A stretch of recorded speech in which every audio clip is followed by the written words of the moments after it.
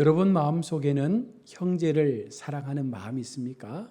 여기서 말하는 형제는 우리의 가족을 말하는 것이 아니라 가족을 포함해서 우리 모든 주변의 사람들을 더하여 말씀하고 있는 것입니다. 우리는 가족에 포함된 형제는 사랑할 수 있습니다. 그러나 우리 주변의 사람들, 나와 전혀 상관없는 사람들을 우리가 사랑한다는 것이 참으로 어렵습니다. 그래서 성경은 오늘 우리에게 이와 같은 형제를 말씀하고 있는 것이죠. 참된 그리스도인의 삶의 모습들을 이야기하면서 너희 속에 형제를 사랑하는 마음이 있느냐? 너희가 정말로 나를 사랑한다면 그 사랑이 형제 사랑으로 확장되어야 한다는 것입니다. 하나님은 성도된 우리에게 형제 사랑을 강력하게 요구하시면서 그것을 통해서 우리의 믿음도 함께 평가하고 있습니다. 교회 공동체 안에 여러분 사랑이 없으면 그것은 건강한 교회가 아니죠. 교회는 알게 모르게 세상을 향해서 많은 일들을 행합니다. 많은 봉사와 많은 수고와 헌신과 구제를 하는 종교단체를 우리가 뽑으라면 아마 기독교가 가장 많은 것들을 한다라고 우리가 볼 수 있습니다. 우리가 하나님을 믿고 하나님의 말씀을 지키며 산다는 것은 결국은 이와 같은 형제 사랑을 통해서 나타나기 때문에 그런 거예요.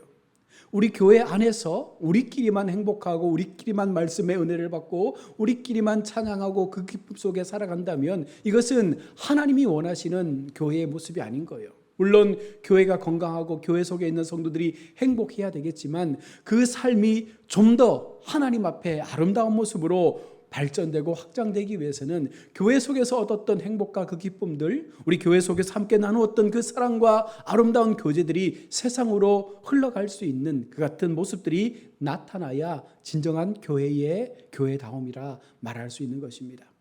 교회가 성을 쌓고 우리끼리만 행복하자, 우리끼리만 구원받자, 우리끼리만 하나님 믿고 하나님의 사랑 가운데 거하자라고 하는 것은 하나님께서 말씀하시는 참 형제 사랑의 모습과는 거리가 먼 것입니다. 오늘 본문에서 사도 요한은요, 기독교적인 형제를 우리에게 권고하고 있습니다. 11절에 우리는 서로 사랑할지니 이는 너희가 처음부터 들은 소식이라. 가장 먼저 우리 가운데 들려주신 하나님의 참 말씀이 무엇입니까? 바로 사랑이라는 거예요. 하나님이 우리를 사랑하신 것처럼 너희도 그 사랑 가운데 거하며 하나님의 사랑이 너희의 삶을 통하여 실천되기를 원하는 것입니다. 우리는 예수님을 사랑해야 하며 또한 그의 사랑을 소중히 여겨야 합니다. 따라서 주님의 성도로서 우리가 주님의 사랑의 대상이 되는 모든 사람들을 다 사랑해야 돼요. 자, 그러면 우리가 어떻게 그 대상을 잡을 수 있습니까? 하나님께서 세상을 이처럼 사랑하셨다. 하나님은 모든 세상을 사랑하셨다는 거예요. 그러니 우리도 모든 세상을 사랑해야 되는 것이죠. 그러면서 가깝게 있는 가족들, 좀 더 멀게는 우리 지인들, 또 직장 동료들, 그러면서 모르는 우리의 이웃들까지 함께 우리가 품고 기도하며 사랑할 수 있는 그 마음을 가진 성도, 그와 같은 성도가 모여 있는 교회가 하나님 앞에 귀하게 쓰임을 받을 수가 있는 것입니다. 사도 요한은 하나님의 사랑에 대하여 말씀을 하면서 이러한 사랑과는 상반되는 오늘 가인의 행위를 예로 들어서 우리 가운데 말씀합니다. 우리가 잘 알고 있는 것처럼 가인과 아벨의 사건은 창세기에 등장합니다. 처음 제사를 하나님 앞에 올려드릴 때 가인은 하나님 앞에 곡식의 제사를 추수해서 드렸고 아벨은 첫 양의 새끼를 하나님 앞에 드렸습니다. 자, 그런데 하나님께서 아벨의 제사를 받으시고 가인의 제사를 받지 않으신 거예요. 이 부분에 대해서 많은 사람들은 제물에 문제가 있다, 하나님은 곡식의 제사를 받지 않는다 당연하게 말씀하지만 레위기에 보시면 하나님은요, 없는 사람들, 가난한 사람들을 통해서 비둘기를 통해서 제사를 받으시기도 하시고 곡식을 통해서 제사를 받으시기도 합니다. 자, 그러니 하나님께서 제사를 받지 않은 이유는 곡식의 문제, 예물의 문제가 아니라 또 다른 문제가 있었다는 것입니다. 오늘 본문은 그것을 우리 가운데 말씀해 주고 있죠. 12절의 말씀을 보십시오. 가인같이 하지 말라. 그는 악한 자에게 속하여 그 아우를 죽였으니 어떠한 이유로 죽였느냐? 자기의 행위는 악하고 그 아우의 행위는 의로움이라. 결국은 악과 의에 대한 차이인 거예요. 하나님 앞에 나아갈 때 가인은 어떻게 보면 의로움을 버린 채 인간의 본성을 가지고 하나님께 나아간 것입니다. 반면 아벨은 하나님 앞에 부족할지라도 하나님 허락하여 주시는 그 의로움을 지키며 하나님 앞에 제사를 드린 것입니다. 그러하기에 하나님께서는 그 아우의 의로움을 보시고 그의 제사를 받으신 거예요. 우리가 하나님 앞에 올라와 예배를 드릴 때에 우리 속에 필요한 것이 무엇입니까? 물질을 가지고 올라오는 것, 하나님 앞에 정성을 다해 봉사하는 것, 이것보다 우선되어야 하는 것은 바로 우리의 마음인 거예요. 우리 마음 가운데 하나님을 향한 올바른 의의 마음을 가지고 왔느냐? 우리가 예수님을 믿고 예수의 보혈의 그 능력의 피로 우리가 새롭게 되어졌을 때 우리의 시간 속에, 우리의 삶 속에 과연 얼마나 하나님 앞에 우리 자신의 삶을 의로운 삶으로 드러내기 위해서 내 삶을 변화시키고 그렇게 변화시키려고 노력하며 그 시간들을 달려왔는지를 하나님께서는 보신다는 거예요. 많은 것, 화려한 것, 여러분 그것을 하나님이 원하시는 것이 아니라 하나님이 받으시는 예배는 우리의 마음인 거예요. 얼마나 하나님 앞에 그 마음이 의롭다라고 인정받을 만큼 깨끗하게 살아왔는가. 악인은 우리로 하여 본받아야 할 것들을 증오하고 원망하도록 만듭니다. 가인은 최초의 악이었고 악한 자로 결국은 마귀를 쫓는 삶을 살게 됩니다. 가인의 악의는 결코 끊을 수 없는 그 모습을 우리 가운데 보여주고 있습니다. 왜냐하면 마침내 동생을 죽이는 살인으로까지 그 악이 발전했기 때문입니다. 12절의 말씀을 보시면 가인같이 하지 말라. 그는 악한 자에게 속하였나니 그 아우를 죽였으니.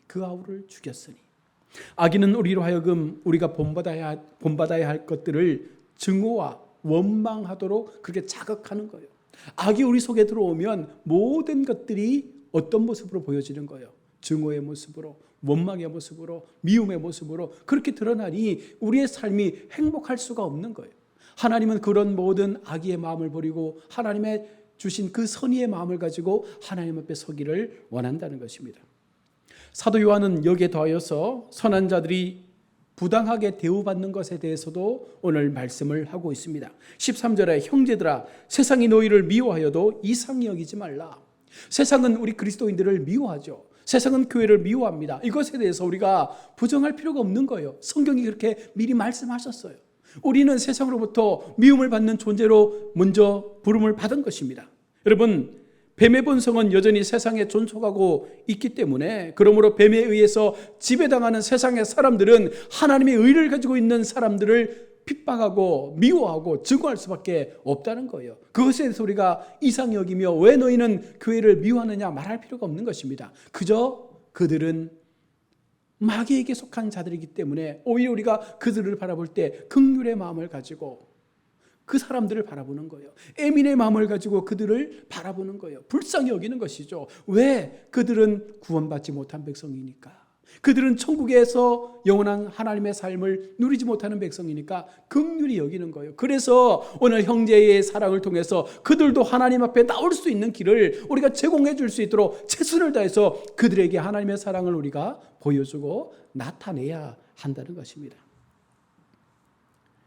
사랑의 사도라 불리는 요한은 지금까지 거룩한 사랑에 대하여 언급을 하지 않았지만 오늘 이에 대하여 강조하며 말씀을 하고 있습니다. 14절의 말씀을 보십시오. 우리는 형제를 사랑함으로 사망에서 옮겨 생명으로 들어간 줄을 알거니와 사랑하지 아니하는 자는 사망에 머물러 있느니라. 오늘은 생명과 사망이라는 이 두 가지의 말씀 속에서 생명은 사랑을 통해서 나타나는 것이고 사망은 증오와 악을 통해서 우리 가운데 나타나게 됨을 비교하며 우리에게 말씀을 줍니다. 뱀의 본성은 여전히 악하다는 것, 마귀의 본성은 여전히 악하다는 것. 그래서 오늘 사도 요한이 우리 가운데 사랑을 말씀하면서 너희 속에 참 사랑이 있는지를 어떻게 알 수 있느냐? 이것은 우리가 하나님 앞에 받은 거룩한 사랑을 통하여 어떻게 그 사랑이 드러나는지를 봄을 통하여 알 수 있다는 거예요. 사랑은 우리가 생명의 상태로 옮겨져 있다는 표시예요. 그러니 우리가 두려워할 수 없는 것이죠.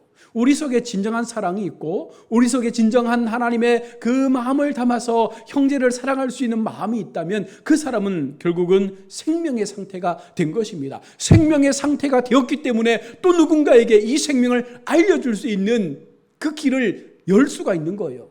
우리가 죽음의 상태에 놓여 있으면 그 죽음에 있는 사람들이 어떻게 다시 생명을 옮길 수 있겠습니까? 우리가 생명의 상태에 놓여 있기 때문에 그들 가운데 이 생명을 보여줄 수 있고 전할 수가 있다는 것입니다. 우리는 이러한 변화의 상태를 그리스도 안에서 우리의 믿음의 증거들에 의해서 알 수 있는데 형제에 대한 거룩한 사랑이 또한 그 사랑의 증거가 되는 거예요. 제가 알고 있는 선생님 한 분이 병원 사역을 하고 계시는데 한 번씩 만나서 사람들을 대하는 모습을 보면 힘들고 어려운 사람들을 보면 그냥 눈물을 흘려요. 그분들을 보면 마음이 애잔하대요. 무언가 좀 도와주고 싶대요.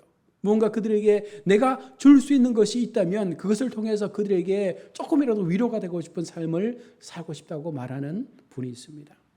여러분, 우리가 예수를 믿고 하나님의 자녀가 되었고 하나님의 사람으로 이 땅을 살아가면서 과연 우리에게는 하나님이 보여주신 그 형제의 사랑이 얼마나 우리 속에 있습니까? 이 사랑은 인류에 대한 보편적 사랑을 전제로 하고 있습니다. 인간은 사랑을 받고 사랑을 주어야 할 존재입니다. 왜 그렇습니까? 그것은 하나님에 의해서 창조된 존재가 바로 우리이기 때문에 그런 거예요. 하나님의 탁월한 작품이라는 거예요. 하나님께서 우리를 만드셨다는 거예요. 여러분, 그 사실을 믿으십니까? 하나님의 형상대로 지음받은 놀라운 존재이기에 우리는 그 형상을 닮았다면 하나님의 성품인 사랑의 그 삶을 살 수밖에 없는 것입니다. 또 하나, 그리스도의 사랑을 받는 존재라는 거예요. 세상이 이처럼 악할지라도 우리 하나님은 그 아들을 이 땅 가운데 보내셔서 그 악한 세상을 변화시키기 위해서, 그 세상을 사랑으로 바꾸기 위해서 그 아들 독생자를 주셨고 그 십자가의 사랑을 통해서 우리로 살게 한 거예요. 하나님이 세상을 이처럼 사랑하사 독생자를 주셨으니 이는 그를 믿는 자마다 멸망치 않고 구원에 이를 수 있도록 만들어 주신 것입니다. 이 사랑은 대적자들에 대한 모든 의무적 사랑까지도 다 포함이 되는 것입니다.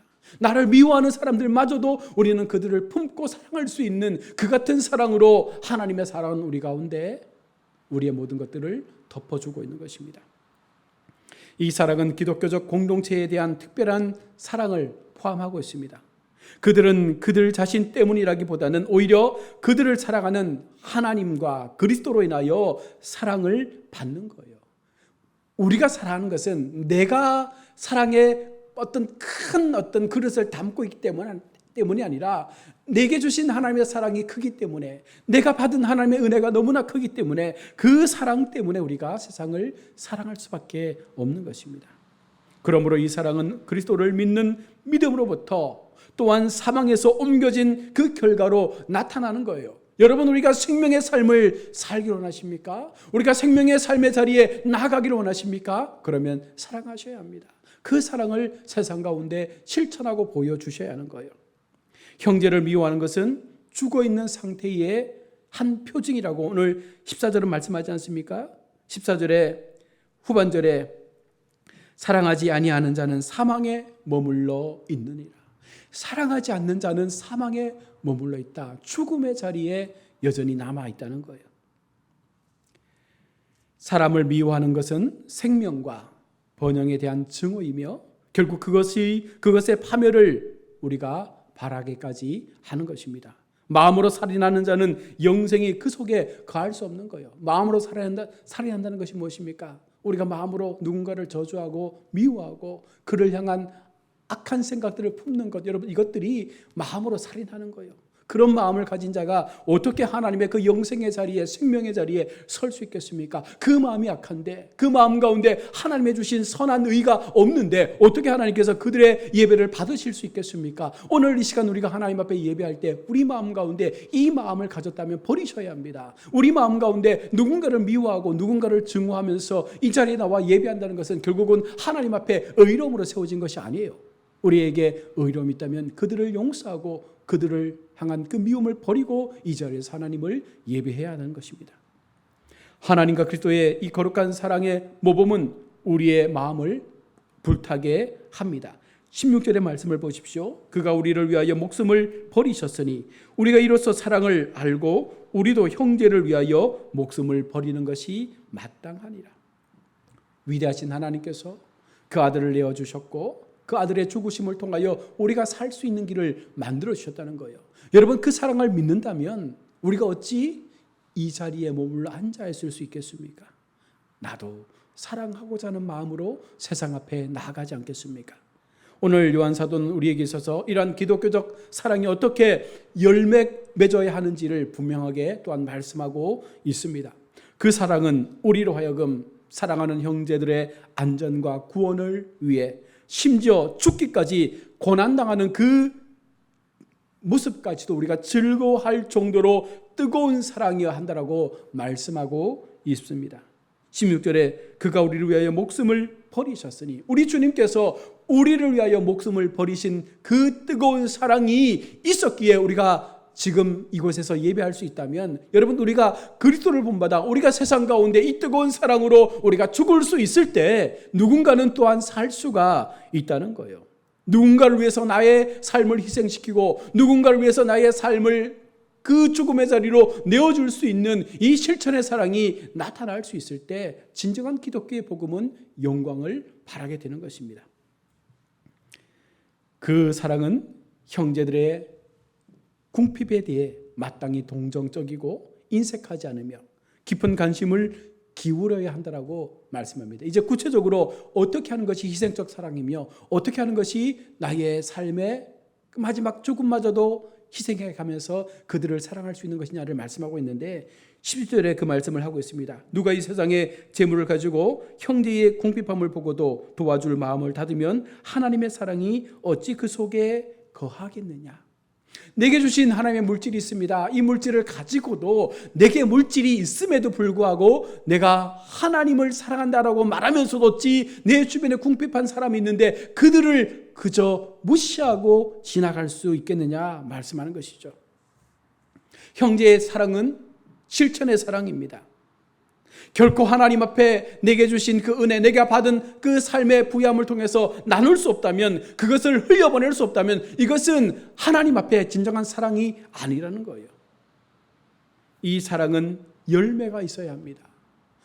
나눔을 통해서, 나의 참된 희생과 수고를 통해서 그들의 삶의 연약함들을 회복해주고 그들의 삶의 부족함을 조금이라도 채워줄 수 있는 그 모습들을 통하여 교회가 이 일들을 감당하고 성도가 이 같은 마음을 가지고 형제를 사랑할 수 있을 때 이것이 진정한 교회의 복음이 되는 것입니다.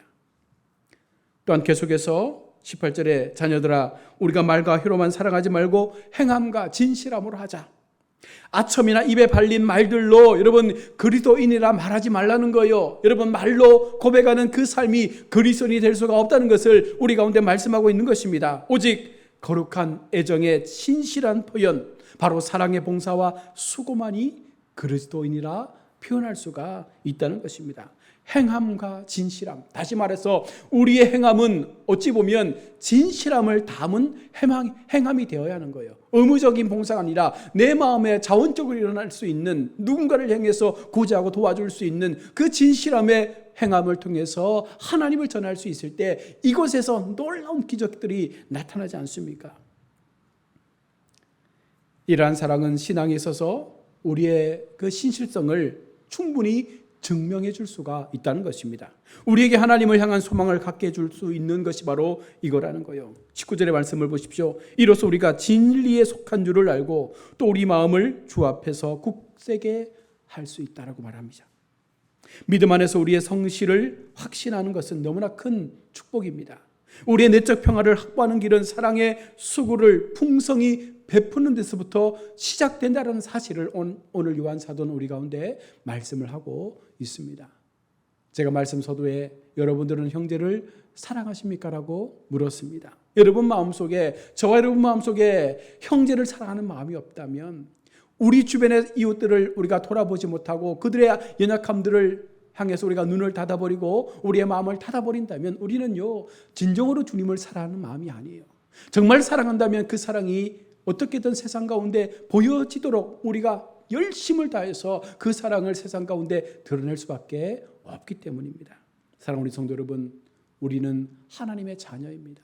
하나님의 거룩한 성품을 부여받은 하나님의 백성입니다. 그 마음을 가지고 살아갈 때 우리에게는 의로움이 있어야 합니다. 선한 의로움, 하나님이 주시는 영향력, 그 믿음의 삶을 통해서 정말 세상 앞에 우리가 좀 더 다른 모습, 좀 더 변화된 모습, 누군가를 향해서 손을 내밀고 그들의 아픔을 만져주고 헤아려주고 함께 울어줄 수 있는 그 연약함 가운데 우리가 동참할 수 있는 이 같은 형제의 사랑을 통해서 건강한 교회, 거룩한 하나님의 복음의 역사를 확장해 가는데 함께 동참하시는 우리 모든 성도님들이 되시기를 주의 이름으로 축원합니다. 아멘. 기도하겠습니다.